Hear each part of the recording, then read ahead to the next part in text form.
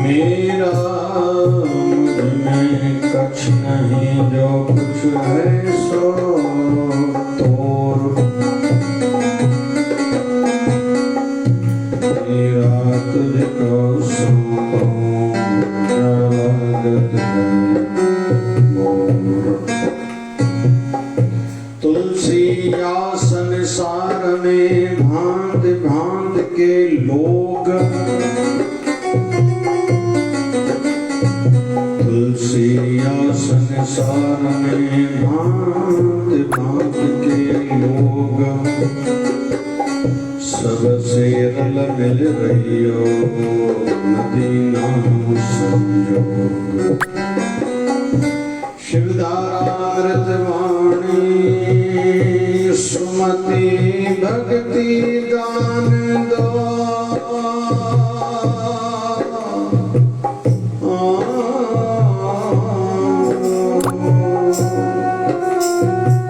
सुमति भक्ति दान दो आत्मिक ज्ञान।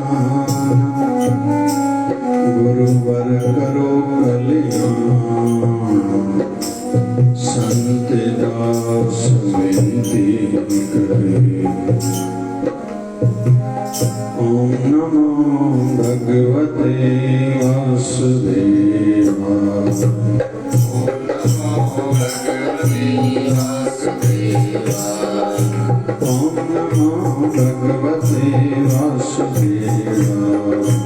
ओम नमो भगवते वासुदेवाय।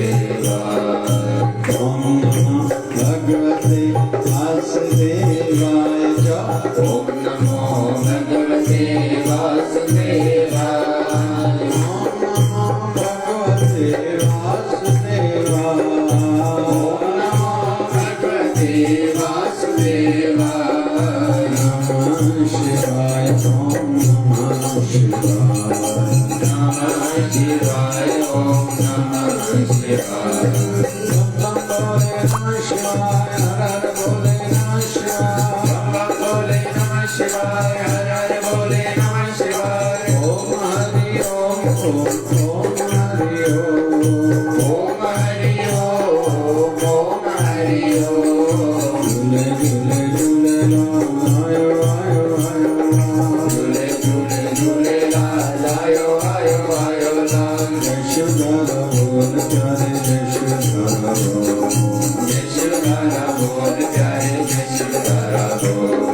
प्रेम की धारा जय शिवधारा। प्रेम की धारा जय शिवधारा।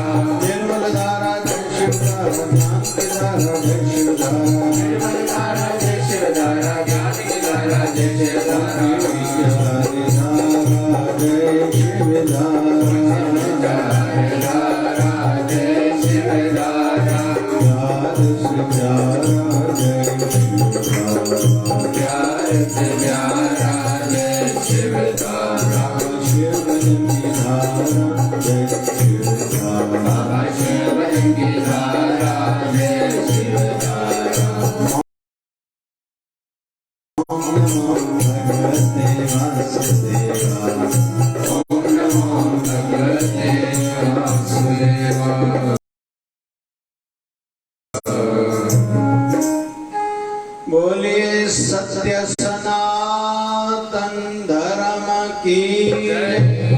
लक्ष्मी नारायण भगवान की जय। शिव राम कृष्ण भगवान की जय।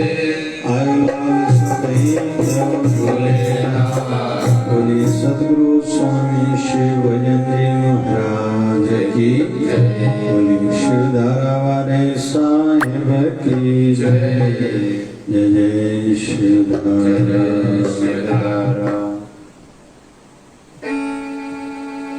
तुम मेरे जीवन के धन हो और प्राण आधार।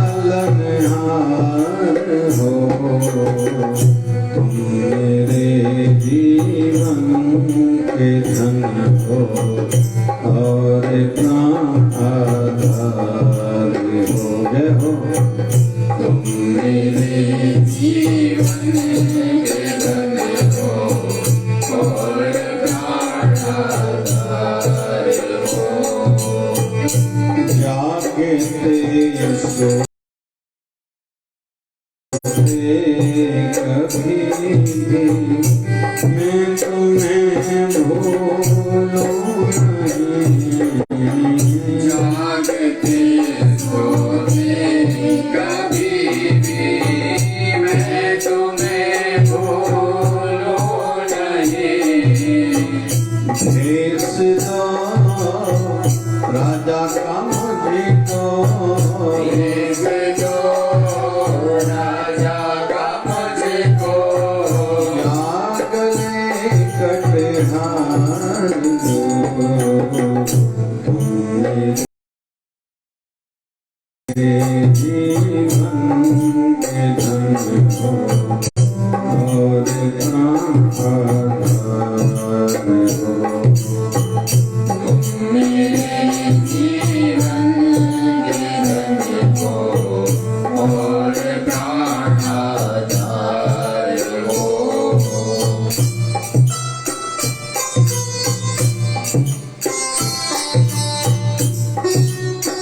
जय शिवदारा जय शिवदारा। जिंदगी की नाव में सौंप दे प्रभु आने को।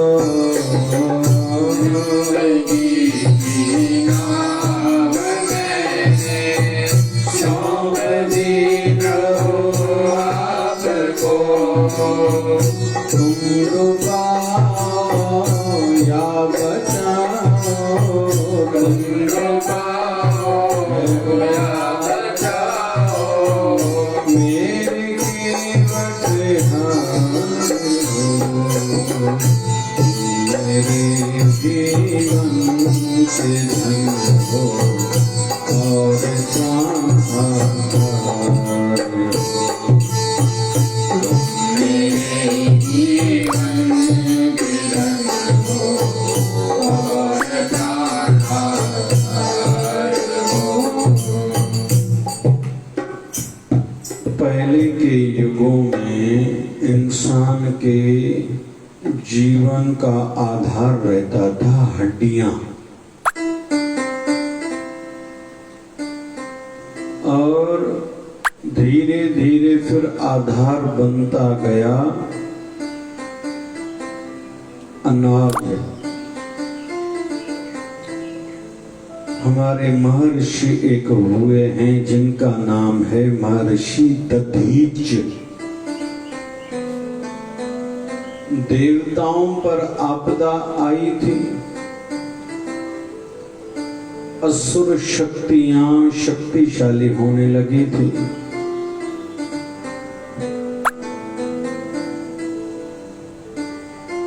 भगवान को निवेदन करा, हमें इससे आप बचाओ। भगवान ने कहा, जिस किसी की भी हड्डियां वज्र मतलब लोहा, लोहे जैसी हों, उससे शस्त्र बना के आप लोग जीत सकते हो।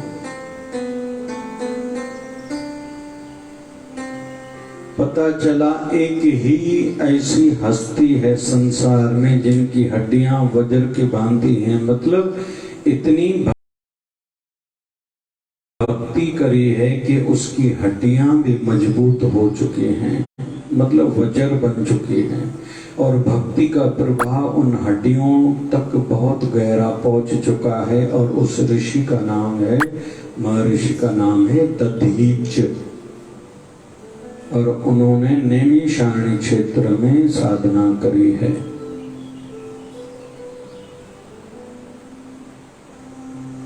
निवेदन किया देवताओं ने, उन्होंने स्वीकार किया। योग साधना के द्वारा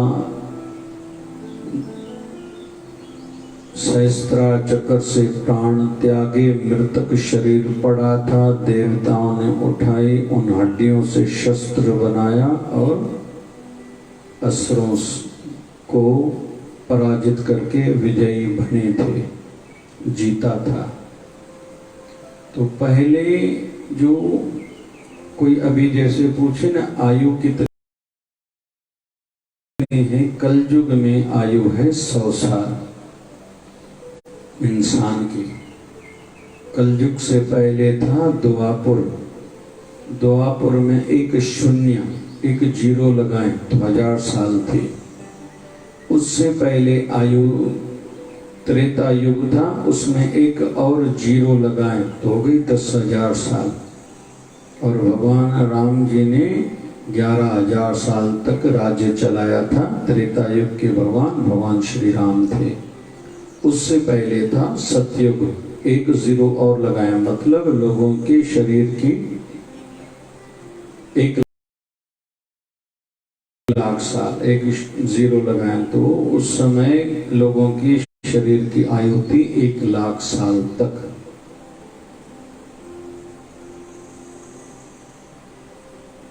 जैसे उदाहरण मिलता है, प्रहलाद भगत ने कई हजारों साल तक राज्य चलाया था, आदि आदि आदि।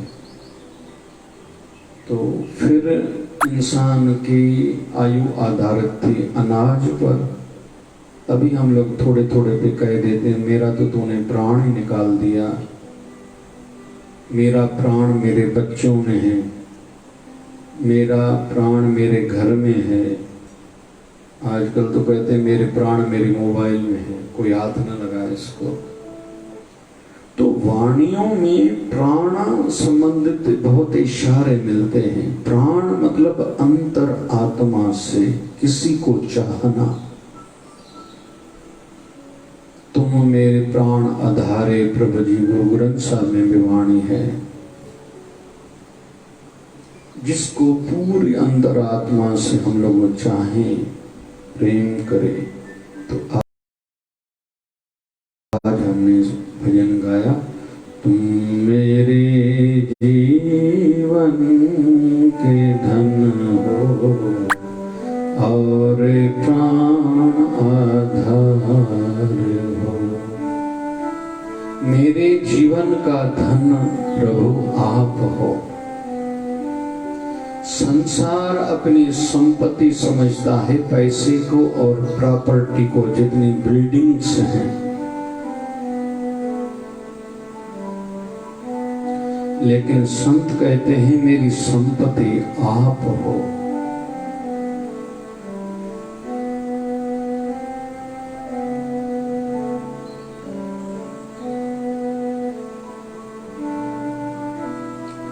केवट है तो एक गरीब, उसकी संपत्ति है नाव। राम जी जिस पर चढ़ के गए थे, गंगा पार करी थी वनवास के समय। भगवान श्री राम से वचन लिया था कि आप जब लौटोगे फिर से मेरी नाव में चढ़ोगे। भगवान ने हाँ किया था। कभी कभी धर्म संकट सामने आ जाता है। रावण का वध करा है, राम जी के लिए धर्म संकट आया है, क्योंकि भरत ने कहा था 14 साल से एक दिन भी आपने देर करी तो मैं आत्म दहा कर दूंगा, खुद को मार दूंगा। और वहां भगवान के 14 साल पूरे हुए तो पुष्पक विमान से भगवान राम जी अयोध्या लौटे थे। तो वो तो उधर इंतजार कर रहा था। लेकिन इस प्रकार के भाव वाले जो भक्त हैं, कभी ये नहीं सोचते कि 14 साल में धंधा नहीं करूंगा तो मेरे बच्चे खाएंगे क्या। फिर प्रभु उनका ध्यान रखते हैं। प्रकृति को आदेश दिया जाता है, हो ही जाता है कि अभी आपको किसी न किसी को माध्यम बना के, किसी के अंदर में प्रेरणा दे के उसका ध्यान रखो। और ऐसा होता आया है। लेकिन जो भगवत भक्त हैं वो दिमाग नहीं लगाते, स्वार्थ की दृष्टि से, सोच से आगे नहीं बढ़ते, इससे मेरा क्या फायदा होगा। और आध्यात्मिक जगत निष्कामता का जगत, निस्वार्थ भाव का, जहां मुझे कुछ नहीं चाहिए, न अभी चाहिए न भविष्य में चाहिए।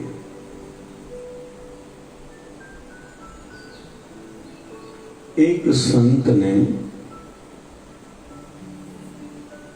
एक अपनी विल वसीयत लिख दी कि मेरे बाद मेरी गद्दी पर ये मेरा शिष्य बैठेगा।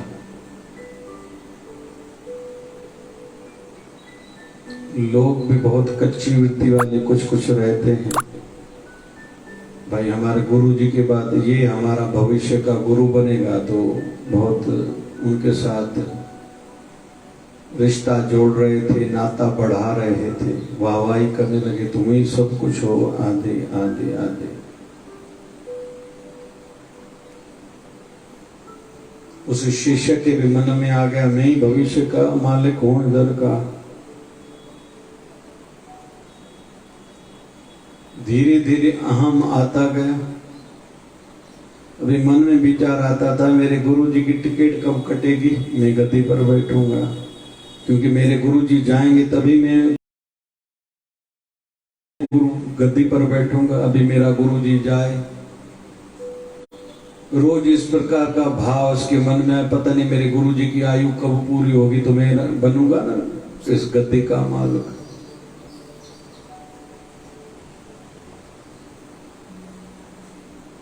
हर अच्छाई में भी कहीं तो भी बुराई छुपी हुई रहती है।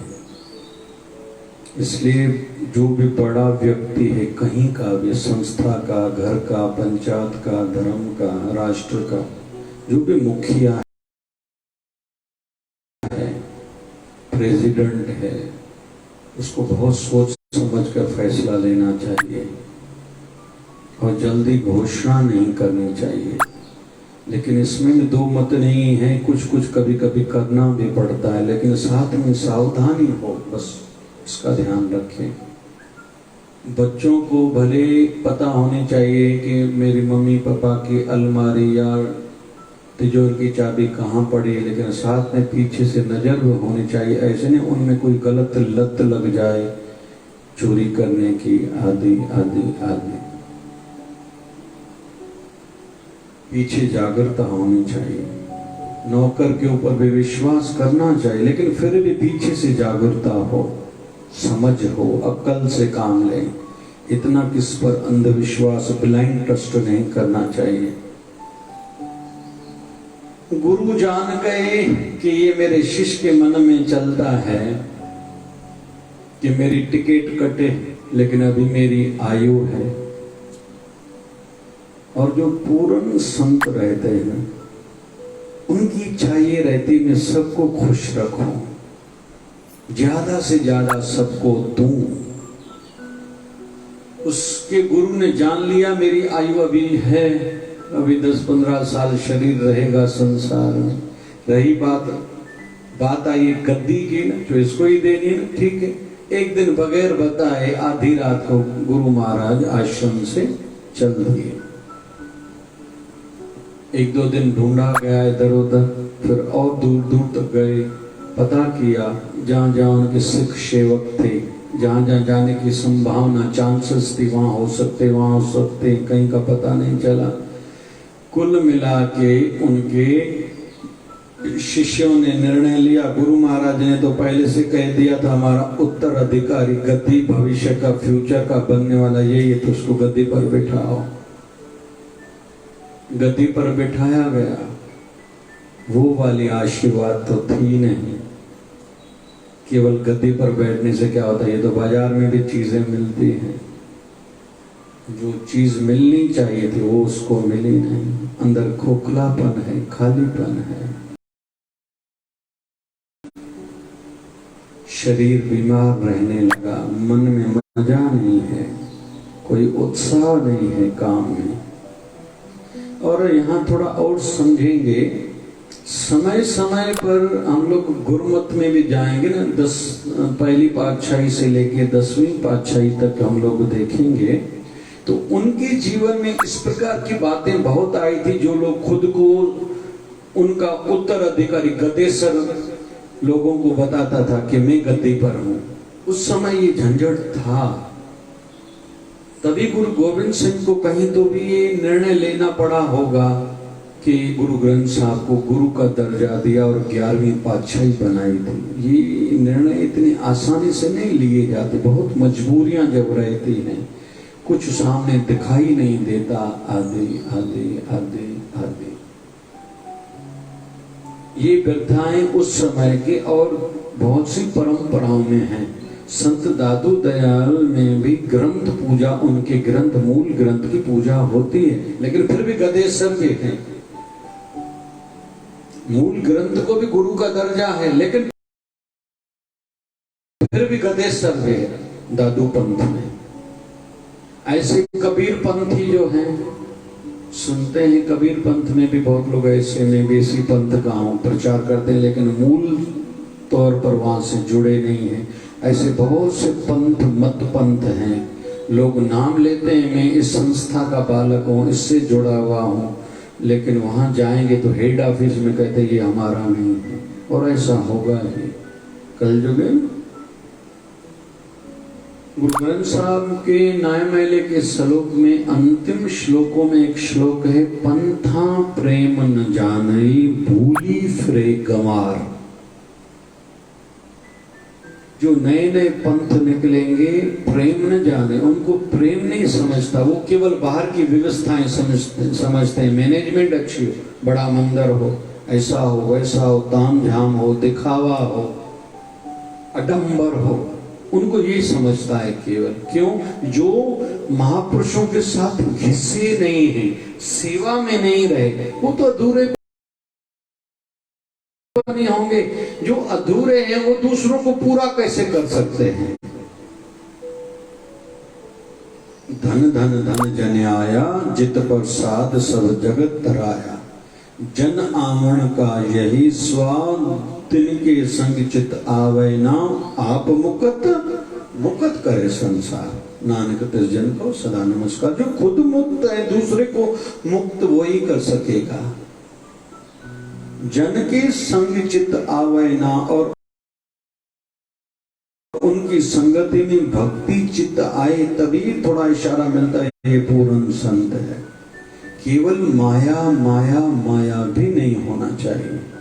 और कहीं तो भी संत मते की भी ये जवाबदारी बनती है, बाहर का आचरण ऐसा हो जिसमें थोड़ा बहुत तो दिखावा दृष्टि से, थोड़ा हो मैनेजमेंट दृष्टि से काम चलाना है, ये ठीक है, लेकिन एकदम केवल दिखावा हो, सिर्फ दिखावा हो, ये गलत है।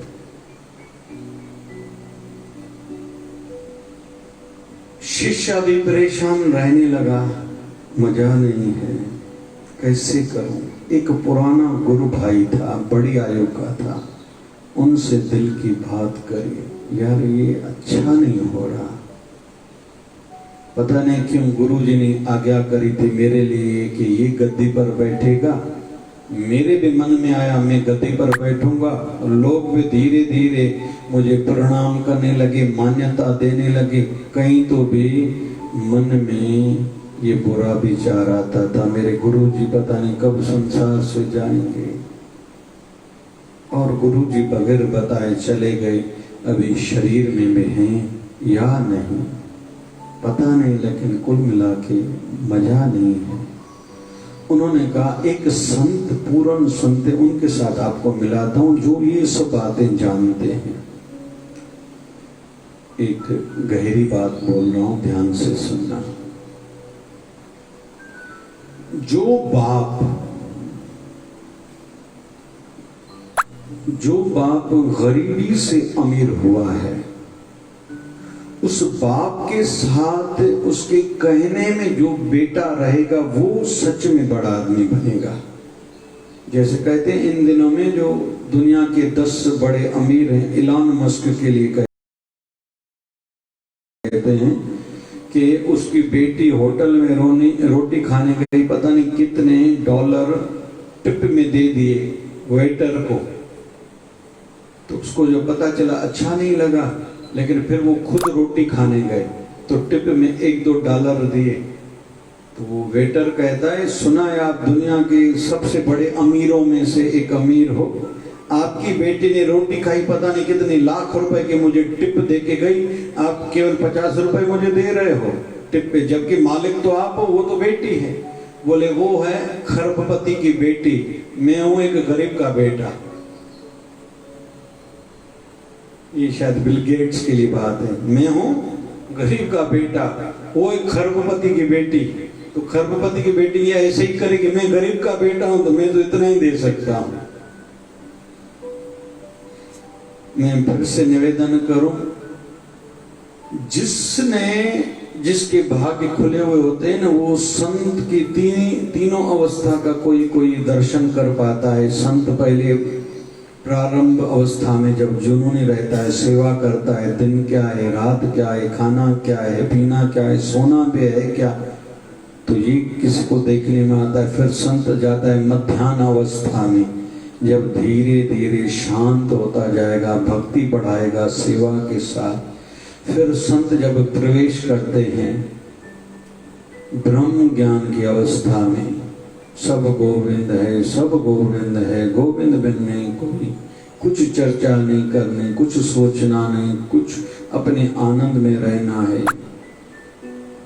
तो बहुत कम लोगों को ये तीनों अवस्थाएं किसी महापुरुष के देखने में आती है, दर्शन होता है, वो भाग्यशाली है। और मैंने ये देखा, बाबा शिवभजन साईं के कई साल पुराने शिष्य थे, उनका भाव अलग था, वो डरते थे, यहाँ तक कि बाबा शिवभजन की ओर देख नहीं पाते थे। फिर बाबा शिवभजन साईं की जो मध्याह्न अवस्था, शरीर भी ठीक नहीं होने लगा था, तो थोड़े थोड़े बाबा जी नरम थे। फिर जब ब्रह्म ज्ञान की अवस्था में थे तो बहुतों को समझता ही नहीं था, उनको ऐसे लगता था कि बाबा को नहीं समझता। उस समय ऐसा कोई बोलता था ना, मेरे मन में पीड़ा बहुत होती थी, अरे बाबा जी अभी ब्रह्म ज्ञान की अवस्था में है, आप कह रहे हो कि बाबा को नहीं समझ रहा है। वो तो बाहर तो ऐसे सांग करेंगे, नाटक की भांति अलग अलग दिखाई देंगे, लेकिन ऐसा है थोड़ी। जैसे स्वामी रामकृष्ण परमहंस की ब्रह्म ज्ञान की अवस्था थी, तो रोज कहते थे अभी मेरे लिए सब्जी में मटर पनीर बनाओ, अभी पालक बनाओ, अभी ये बनाओ, अभी कढ़ी बनाओ। तो एक दिन माँ शारदा ने कहा, प्रभु, ठाकुर जी कहते थे, ठाकुर जी ये बात समझ में नहीं आई, आप तो त्यागी महापुरुष हो, बचपन से ही आपका और मेरा विवाह हुआ, उस दिन आपने कहा कि मैं आपकी हूं पत्नी, लेकिन मुझ में आपको माता का, काली माता का दर्शन होता है, मुझे आप माँ मानते हो। ये भावना अगर रख सकते हो तो मेरे साथ रहो, नहीं तो मैं प्रणाम करता हूँ। मुझे तो शादी घर वालों ने कराई, मुझे हर स्त्री में केवल काली माता नजर आती है, मेरी इष्ट देव है काली माता। तो आपने ये कहा था जब मैं हम दोनों का बचपन में विवाह हुआ था, अभी क्या आप इतनी बड़ी आयु में कहते हो ये बनाओ, ये बनाओ, ये बनाओ। तो स्वामी रामकृष्ण परमहंस कहते थे, अभी जो ब्रह्म ज्ञान की अवस्था प्राप्त हो चुकी है, जैसे जो नाव रहती है ना, नाव नदी के किनारे पर खड़ी अगर करनी है ना, तो किसी कील को जमीन में गाड़ के रस्सी से बांधना पड़ता है। वैसे ही मैंने अपना जीवन बांध के रखा है खाने पे। जिस दिन मैं खाना बंद करूं, समझ जाना मैं यहाँ से उठ चला जाऊंगा, क्योंकि अभी रहना मेरे लिए कठिन है, ऊंची अवस्था मेरी हो चुकी है। तो ये बातें भी सबको समझ में नहीं आती। तो कुल मिला के बहुत कम लोग रहते हैं, और जितना जो बड़ों के साथ रहे हैं, जिससे हैं शिक्षाएं सुनी है, कुछ डांट सही है, समझी है, खुद को बदला है, वो ही सच में बड़े आदमी बन पाएंगे। लेकिन ये जो दिखावे का जमाना है, उसमें विशेष कोई कुछ बन नहीं पाता। इसलिए जितना हो सके बड़ों के साथ रहा करें। मेरे लिए बहुत लोग कहते हैं कि इनकी सोच पुराने जमाने के बड़ों की जैसी है, तो उसके पीछे भी मैं बताऊं एक बात। बाबा शिवभजन साईं जब मैं छोटा रहता था ना, कोई बड़ा बुजुर्ग आता था जो गंभीर व्यक्ति है, आध्यात्मिक सच्चा आदमी है, रूहानी आदमी, तो मुझे कहते थे जाके पूछ क्या भोजन पाया है, सोने के लिए बिस्तरा उनको है, दूध पिया है, चाय पी है, कुछ चाहिए क्या, फिर भेजते थे सेवा में। लेकिन साथ साथ में एक प्रश्न बताते थे बाबा शिवभजन साईं, ये प्रश्न उनसे पूछना। फिर भले कितना भी बिजी हो, समय निकाल के कहते थे तुमने प्रश्न उनसे सवाल पूछा, उन्होंने क्या जवाब दिया, तो उस पर फिर समझाते थे। मतलब मुझे बार बार बड़ों के पास भेजते थे, जे हिकिड़ो दादा मूंखे यादि पए थो, नसीराबाद जो दादा गोपाल दास नालो हूंदुसि, औलाद शायदि न हूंदी हुअसि, ॿुढड़ो शरीर हूंदो, पर हुन में हुई ख़ासि ॻाल्हि ॾाढी।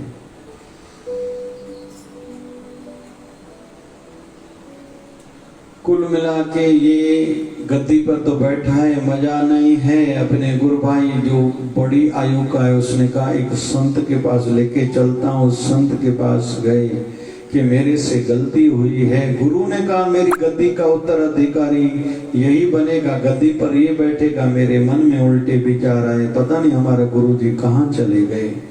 गद्दी पर बैठा हूं लेकिन सुकून नहीं है, शांति नहीं है, आनंद नहीं है। मुझ में आनंद नहीं है, दूसरों को आनंद कैसे दे पाऊंगा।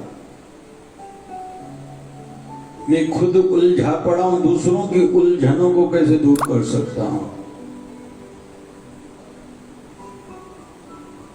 अभी समझता नहीं कि गुरु जी शरीर में भी हैं या नहीं है। लगता है मेरे से रूठ के चले गए हैं। सुखमनी साहब में एक अष्टपदी है, संत का निंदक महात्यारा। मुझे उसमें एक लाइन अच्छी बहुत लगी है, संत कृपाल कृपा जे करे, नानक संत संग निंदक भीतरे। ये लाइन बहुत अच्छी है। एक दरवाजा, पीछे का दरवाजा खोला गया है। किसी से गुरुवर नाराज हो चुके हैं तो भगवान राज्य करके नहीं दे सकते, लेकिन संत कृपाल कृपा जे करे, फिर भी वो संत जल्दी राजी होगा, और वो राजी हो गया तो तेरा फिर से बिगड़ा हुआ काम बन सकता है। संत कृपाल कृपा जे करे, नानक संत संग निंदक भीतर। और कोई नहीं बचा सकता, हो ही नहीं सकता कि किसी ने किसी संत को तकलीफ दी, संत मन करके नाराज हुआ। वैसे संत नाराज होते नहीं, दुखी होते नहीं, मन करके। बाहर व्यवस्था की दृष्टि से जरूर किसी के साथ नाराज होते हैं, कुछ डांटते हैं, समझाते हैं, मन करके नहीं होता ऐसा। लेकिन सच में अगर हो गया, कोई दरवाजा नहीं, बस ये पीछे इसका दरवाजा एक खिड़की है। संत कृपाल कृपा जे करे, नानक संत संग निंदक भी तरे। फिर से वही दरवाजा है, रास्ता वही है, वही आना पड़ेगा। इसलिए कहते हैं साईं चौंदा बाबा शिवलिंग साईं, चोर खां ढोर खां संत खां परे रहे। जागो जागो बाबा शिवजन साईं चवंदा, चोर खां परे रहो। उन साम्हूं टपड़ न खोलियो। घणियूं भेनरूं वेंदियूं पेके पोइ सोटियूं मां साथी पेके में पोइ ट्रैंक खोलंदियूं वॾी वधारी, हे वॻो वठी आई आहियां, साड़ी वठी आई आहियां, हे नओं सोन जो सेट वठी आई आहियां। ठका थी वेंदी, पोइ चवंदा बसि वाह साईं वाह, अलाए केरु खणी पोइ ग़रीबनि ते इल्ज़ाम ईंदो आहे। खणी केरु इल्ज़ाम कंहिं ते ईंदो आहे? तूं ॿियनि जे साम्हूं हड़ खोली छो भाई? चोर खां ढोर खां, ढोर जी भाषा हूअं त जानवर आहे भाई, पशु को परे रहिजे, गॾा घोड़े जे अॻियां न बीजे। असांजे करमपुर में को काको हूंदो, हेठो चप न हूंदोसि। मां कंहिं पुछियुमि कंहिं कोई चप कारियो, चई घोड़े वारो अॻियां हूंदोसि, घोड़े खे नाल हणंदो। पोइ हे वरी थोरो हथ घुमाए हिकिड़े ॾींहुं घोड़े चप पाते चप ई खाई वियसि।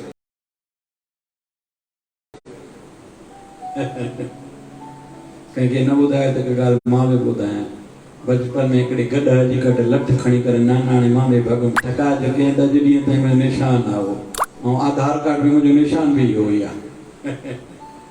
निरड़ ते धक जो निशान, पाकिस्तान जी शनाख्ती कार्ड बि हूंदो, निरड़ ते धक जो निशान, टका जो गॾ है अॼु ॾींहं ताईं निशान आहे। चोर खंड। और आज के युग में गाड़ियों से, 4 व्हीलर से दूर रहा करो। हो सकता है कोई रिवर्स करे, उसको दिखाई आप न दे, हो सकता है किसी की मृत्यु हो जाए, आपको तकलीफ हो जाए। चोर खां ढोर खां संत खां, संत से दूर रहो, प्रणाम करो। नजदीक जाओ तो जागृता से जाना। क्यों? क्योंकि मतभेद होगा। हो सकता है आपको तीखा अच्छा लगता हो, संत तो फीका खाते हैं, यहाँ मतभेद आ गया। रोटी खाइए, मसालो तो हो जाए ना, अरे साईं तो कुछ भी खाए ना, यहाँ से मतभेद शुरू हुआ। आपको डार्क कपड़े कलर पहनना अच्छा लगता है, संत लाइट कलर पहन, यहाँ फिर मतभेद आया। साईं संत इएं थींदा नी, हाणे मन वरी असांजो छा चवंदा, संत इएं थींदा, माना तूं फिक्स कंदे संत कीअं थींदा नी। यहाँ मतभेद आया तो मतभेद आएगा ही। जो खुद को संभाल सकता है वो संतों के नजदीक रहे। जिनको लगता है मैं खुद को संभाल नहीं पाऊंगा ना, तो दूर से प्रणाम करें, खूब खूब आनंद लें।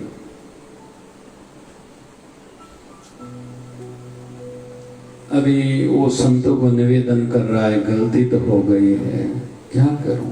बोले ठीक है, गलती तेरी हो गई, लेकिन फिर भी माफी तो वहीं अपने गुरु से ही तुझे मिलेगी। क्या करूं? बोले कोई वृक्ष लगाओ, उसको रोज पानी दो। जब वृक्ष की पत्तियां आपके गुरु तक, वो जो लताएं और पत्ते वहां तक पहुंचेंगे ना, और उस पर तुम चढ़ के जाओगे तो गुरु से मिलना हो जाएगा। अभी इसको समझ में आया नहीं? कहीं किसी का गुरु नागपुर हो, 150 किलोमीटर दूर है, अभी वृक्ष लगाऊं, उसको पानी दूं, उसकी लता पत्ता नागपुर तक पहुंचे, मैं उससे चढ़ के वहां जाऊं, ऐसा कभी हो सकता है क्या? ठीक है, संत ने उपाय बताया तो करो भाई। इसने उस दिन से धर्म कर्म करना शुरू किया। समझ में नहीं आ रहा था तो जो पुराना सत्संगी था उसने कहा अभी इतने अच्छे काम करो कि तेरा गुरु जहां भी है उसकी कान तक तेरी महिमा पहुंचे, उस पर गुरु हो सकता है राजी होके तेरे पास फिर से लौट आए। इसने खूब सेवा करी, एक एक जो भी दरबार पे आए। वैसे तो ये गुरुगद्दी का मालिक था, फिर कहने लगा मैं मालिक नहीं हूं। एक एक को पांव पड़े, आप आशीर्वाद करो, सेवा करे, आप राजी हो जाओ, मेरे लिए अरदास करो, आशीर्वाद करो, अरदास करो, आशीर्वाद दो। ऐसे सबके काम करने लगा। इसका नाम दूर दूर तक जाने लगा कि बहुत अच्छा है, अच्छा संत है। एक दिन इसके गुरु तक वो बात पहुंची। गुरु और धीरे धीरे आए। जब इसने अपने गुरु का दर्शन पाया बहुत रोया था, मुझसे बहुत बड़ी भूल हो गई। श्री चरणों में गिर गया। गुरु ने उठाया, गले लगाया। गुरु ने कहा बेटे कृपाएं तो होती है, लेकिन कृपा जो हो उसको पचाना भी पड़ता है, उस पर अहंकार नहीं करना रहता। जो उस पर अहंकार करता है वो नष्ट हो जाता है। गुरु बार बार जिसका नाम ले, जिसको नजदीक रखे, जिसकी सराहना करे, मतलब उसकी परीक्षा चल रही है, उसके बदले में अगर उसको अहंकार आ गया मतलब गिर जाएगा। जो कहता है नहीं ये करते तो खुद मेरे गुरु महाराज ही हैं, मेरा नाम बार बार लेते हैं, मन झुका हुआ रहेगा, निरहंकारी रहेगा, उस पर फिर गुरु महाराज और कृपा ज्यादा करते जाते हैं। तो हमारे प्राण हमारे गुरु महाराज में होने चाहिए। भाव यही हो। उपलब्धियों मिलने पर मैंने सेवा करी, मेवा मिला, पैसा मिला, नाम बढ़ा, प्रॉपर्टी बढ़ी, लोग अभी मानते हैं, इस पर में कोई अटक के रुक गया तो रह जाएगा। लेकिन कोई इसकी ओर अगर देखता नहीं तो आगे बढ़ता जाएगा। तुम मेरे जीवन के धन हो और प्राण आधार हो। जपो। तुम मेरे जीवन के धन हो और प्राण आधार। आज की कथा थोड़ी मार्मिकता वाली थी, लेकिन जरूरी है। किन के लिए जो थोड़ा आगे अध्यात्मिकता में बढ़ चुके हैं और धीरे धीरे जिनका नाम हो रहा है ना, उनको खुद को बहुत संभालने की जरूरत है। कहते हैं जैसे जितना सीढ़ी में कोई ऊपर चढ़ता जाता है ना, उतना ही फिसलने का डर ज्यादा रहता है। और बड़े बड़े ऋषि महर्षि भी कहीं न कहीं चूक करके नीचे गिरे हैं। ये कभी भी हमें भूलना नहीं चाहिए। ये उनकी कृपा है, आज हमारा जो नाम है, हम जो भी हैं। गुरु ग्रंथ साहब में वाणी जितनी भी है, पहली पातशाही की तो है, चलो उन्होंने नानक शब्द डाला है, लेकिन दूसरी पातशाही ने भी जितनी वाणी उच्चारण करी है ना, उन्होंने भी नानक शब्द ही डाला है। मैंने थोड़ी लिखा, ये बाबा नानक की कृपा से हुआ है। तीसरी पातशाही गुरु अमरदास की वाणी भी है गुरु ग्रंथ साहिब में, लेकिन उन्होंने कभी नहीं कहा ये वाणी मेरी है, नानक शब्द डाला है। आनंद भया मेरी माए सतगुरु में पाया, मैंने सतगुरु जब से पाया मेरे जीवन में आनंद आया है। गुरु अमरदास। चौथी पातशाही की भी जितनी वाणी है उन्होंने भी नानक शब्द डाला है। पांचवी पातशाही की भी वाणी बहुत है गुरु ग्रंथ साहिब में। एक बाबा नानक की पहली पातशाही और पांचवी पातशाही की वाणी बहुत है, उन्होंने भी नानक शब्द डाला है।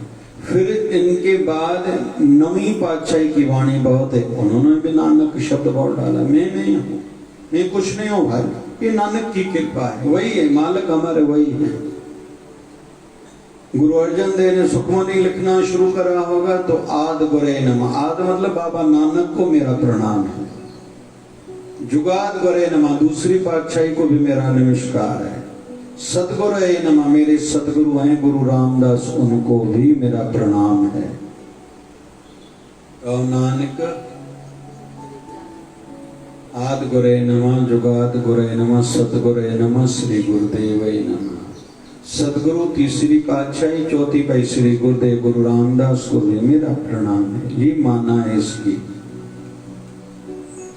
मतलब मैं कुछ नहीं हूं, मेरा गुरुवर ही सब कुछ है। तो आज का हमने जो मार्मिक प्रसंग सुना, ये जिंदगी भर याद रखने का है, क्योंकि परीक्षाएं ऊपर ज्यादा होती जाती हैं, वहां खुद को बहुत संभालना पड़ता है। मैं नहीं किछ हूं, नहीं किछ आए न मोरा, मैं कुछ नहीं हूं, कुछ हूं नहीं, मेरा कुछ भी नहीं, मैं भी कुछ नहीं, मेरा भी कुछ नहीं। कचे आए न मोरा, मेरा अधिकार भी कुछ नहीं है। अवसर लजा राख ले सदना जन तोरा, इस अवसर में, इस समय में मेरी लाज रखो, क्यों ये सदना तुम्हारा ही है। ये गुरु ग्रंथ साहिब में एक सिंधी संत की वाणी है, उसकी वाणी है। मैं दे रहा हूं, लेकिन मेरा कोई अधिकार नहीं, और ऐसा न मानना चाहिए। इसलिए मैंने देखा, आखिरी पॉइंट कह रहा हूं बाबा शिवभजन साईं को, कभी भी किसी चीज में मालक खुद नहीं बने थे। एक तो कहते थे महाराज कृपा करेंगे सबके ऊपर, कोई कहे ना आशीर्वाद करो, महाराज कृपा करना, महाराज कृपा करेंगे। बाबा गोविंद भजन साईं, बाबा रूपभजन साईं की कृपा होगी, करते खुद थे, देखने में आता था बहुत, वो तो पूरा दिन हम लोग देखते थे, लेकिन कभी भी एक बार नहीं कहा मैंने किया, और कुछ भी नहीं। और भजन जितने गाते थे सब नम्रता वाले। बाझ भर्या बानियते मन बेका बाझपवे, बंदो हरदम भूलल आहे, तुझो दर खेम्या जो खुलल आहे। जिसको सूफी भाषा में कहते हैं होमन सोन सदावन सिक्के, भरे भंडार हो लेकिन खुद को खोटा सिक्का कहलाते। मुझे थोड़ी कुछ आता भैया, मैं कुछ थोड़ी हूं, मैं कुछ नहीं हूं। सूफीनिज्म में कहते हैं होमन सोन सदावन सिक्के, भरे पड़े हैं अंदर से, समुद्र समाये हुए हैं, लेकिन बाहर से कहते मैं कुछ जानता ही नहीं, न मैं कुछ करता हूं। बाबा शिवभजन साईं दया करे, आज का मार्मिक जो हमने सुना ये हम सबको याद रखना चाहिए आजीवन, क्योंकि थोड़ा भी जो आगे बढ़ा यहाँ से फिसलना शुरू होता है, यहाँ से फिसलना। बस मेरे बगैर तो कुछ होगा ही नहीं, मैं ही खास हूँ, मैं ही खास हूँ। ये जो ठकाव थी वेंदो आहे, वरी साईं पंहिंजे दर ते बि न घुराईंदो आहे, अहिड़नि खे। बाबा शिवभजन साईं कृपा करे, कबीर और भी नीवा हो और मन को झुकाओ। शिवदारा वाले बाबा दया करो, शिवदारा वाले बाबा दया करो, अपने भक्तों पे कृपा करो, अपने भक्तों पे कृपा करो। आए सब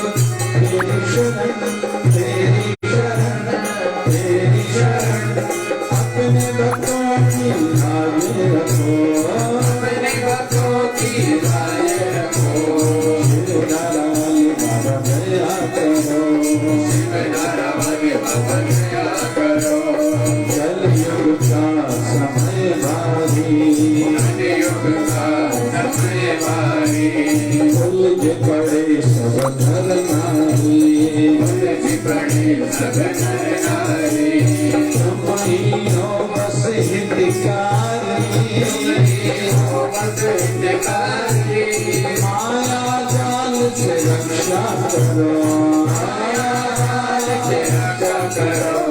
शिव नारावल बाबा दया करो, अपने भक्तों पे कृपा करो, हम तेरी शरण, अपने भक्तों की लाज रखो,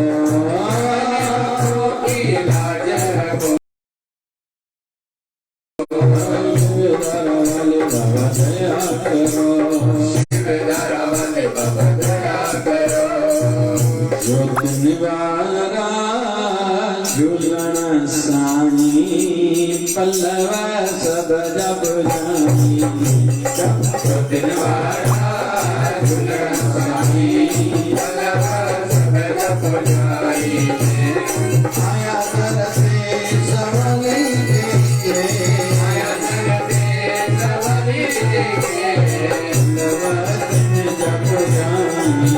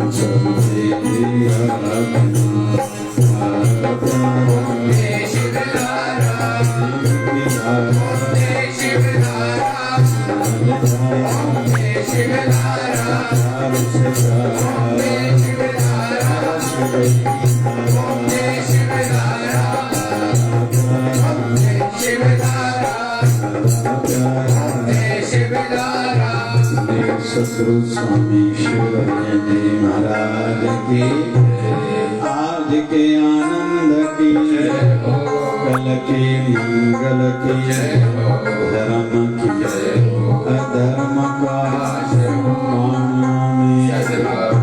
विश्व का सबका मालिक बाबा गंगा मैया की, गौ माता की, भारत माता की, जय श्री राम राम राम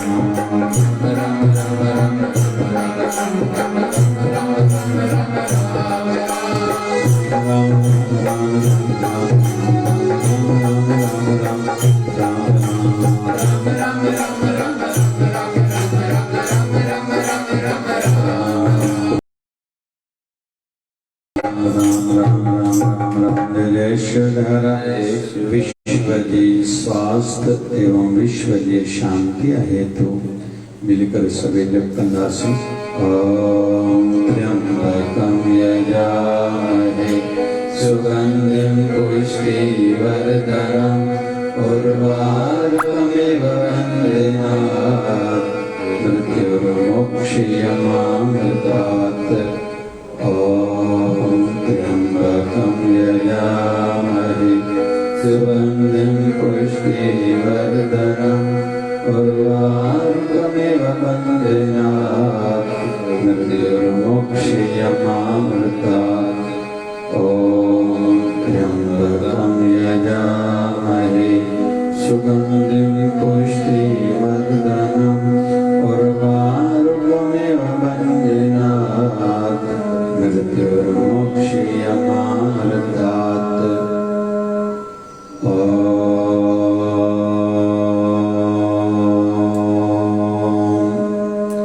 जय शिवधाराय नमः।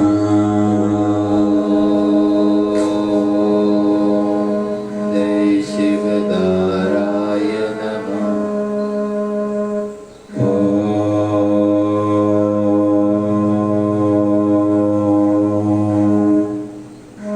जय शिवधाराय नमः। जय शिवधाराय नमः। जय शिवधाराय नमः।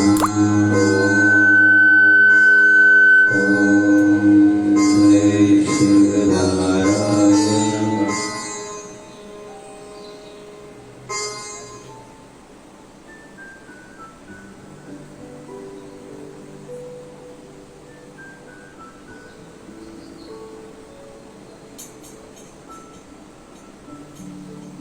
बोलिए सतगुरु स्वामी शिवभजंगी महाराज की जय। बोलिए शिवधारा वाले साहिब की जय। जय जय शिवधारा।